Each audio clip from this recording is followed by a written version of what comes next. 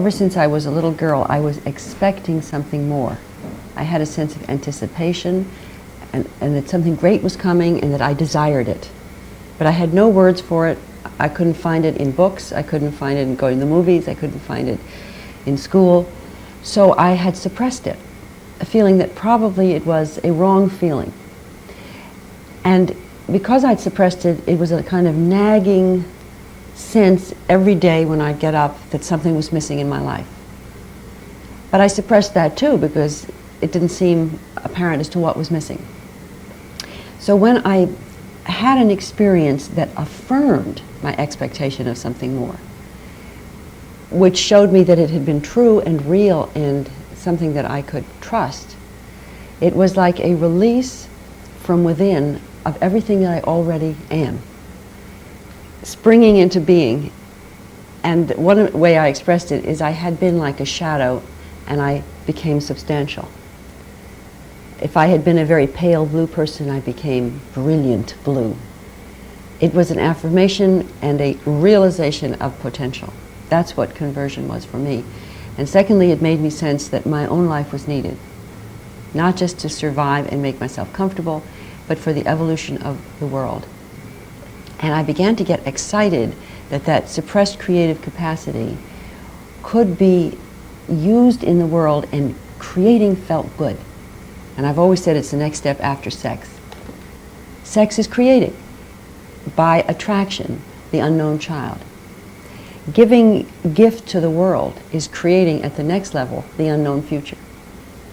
And for me, the greatest source of joy is in the act of creativity, whether it be through love of a man creating a child or through interaction with other people, each expressing their gift to create an unlimited future for the human race.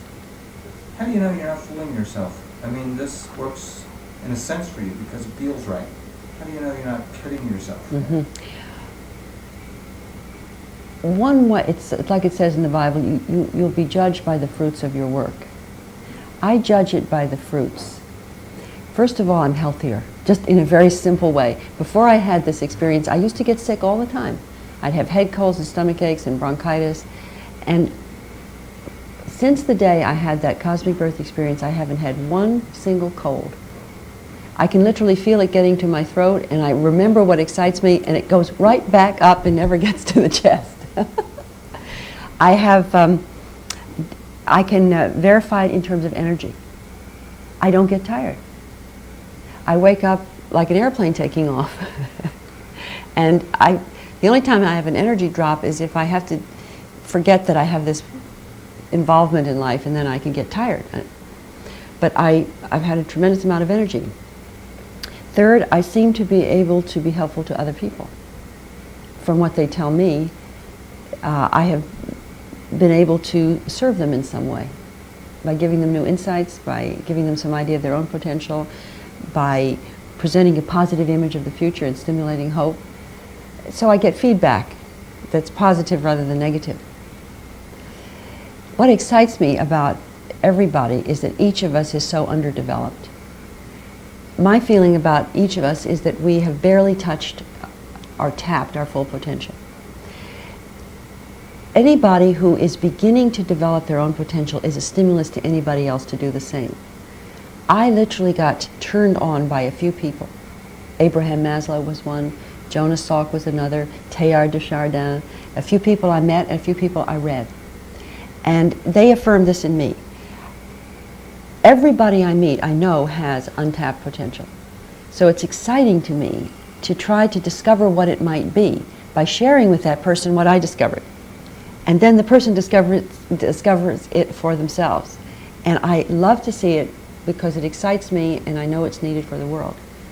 So the answer is everybody's got it, but not everybody knows it. And what was that before dissatisfaction for you? What was the Barbara before?